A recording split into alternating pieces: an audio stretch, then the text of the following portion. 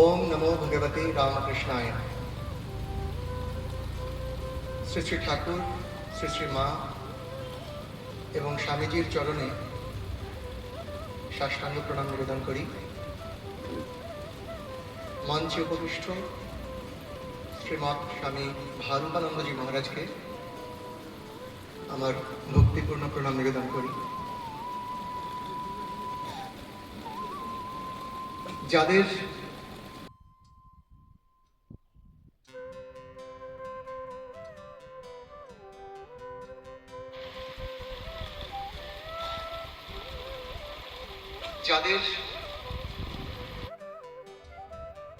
এত সুন্দর আধ্যাত্মিক পরিবেশ এবং আপনারা সবাই মিলে এই প্রবীণ এবং নবীন, যে কথাটা আশ্রম সম্পাদক একটু আগেই বললেন, যে প্রবীণদের অনুপ্রেরণা আশীর্বাদ নিয়ে নতুন প্রজন্ম সেই একই জায়গায় কাজ করার চেষ্টা করে যাচ্ছেন। এত সুন্দর মন্দির আজকে সকালে সাধু নিবাসের উদ্বোধন করেছেন পূজনীয় শ্রীমৎ স্বামী সমাত্মানন্দজি মহারাজ। সেটিও খুব আনন্দের বিষয়, সুখের বিষয়। সুতরাং এখানে আসাটি আমার একটি পরম পাওয়া, তা বলতে আমার কোনো কুণ্ঠাবোধ নেই। সীতারামপুর শ্রী রামকৃষ্ণ সারদা সংঘ বর্তমান সম্পাদক শ্রী সুব্রত ব্যানার্জি মহাশয়, সভাপতি শ্রী শিবরাম পণ্ডা মহাশয়, আর যাদের সঙ্গে পরিচয় হলো শ্রী গৌতম মুখোপাধ্যায়, আমাদের সঞ্চালক শ্রী দেবনাথ ব্যানার্জি, তার সঙ্গে আমার আগেও আসানসোলে পরিচয় হয়েছে। খুব সুন্দর অনুষ্ঠান পরিচালনা করেন, খুব সুন্দর বক্তৃতা দেন। তিনি আসানসোল আশ্রমের উপরে একটি বই লিখেছেন, আমি জানি, সেটিও পরম উপাদেয়। আমাদের এখানে উপস্থিত আছেন শ্রী উজ্জ্বল মুখোপাধ্যায়,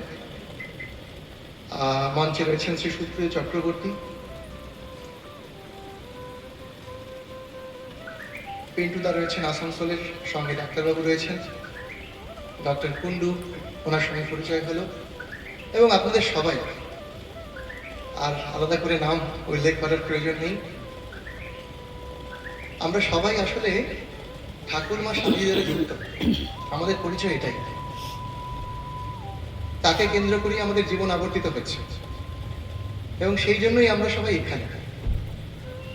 অতএব শ্রী রামকৃষ্ণ ভক্তমণ্ডলী, আপনাদের সবাইকে ভুয়ো ভুয়ো প্রণাম নিবেদন করি। সত্যি কথা বলতে কি, আসল রহস্যটা যে ঠিক কে জানে সেটা বলা মুশকিল। হয়তো কেউই জানে না। আমরা বিজ্ঞানের দিক দিয়ে দেখি বা অধ্যাত্মের দিক দিয়ে দেখি, এটা অনস্বীকার্য যে এই চক্ষু, কর্ণ, নাসিকা, জিহ্বা, ত্বক দিয়ে যে জগৎটুকু আমরা অনুভব করতে পারি, দেখতে পারি, সেটুকুই স্বর্ণময়।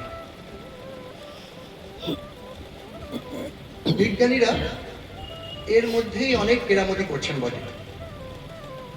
আমাদের এই পাঁচটা ইন্দ্রিয় গ্রাহ্য যে জগৎ,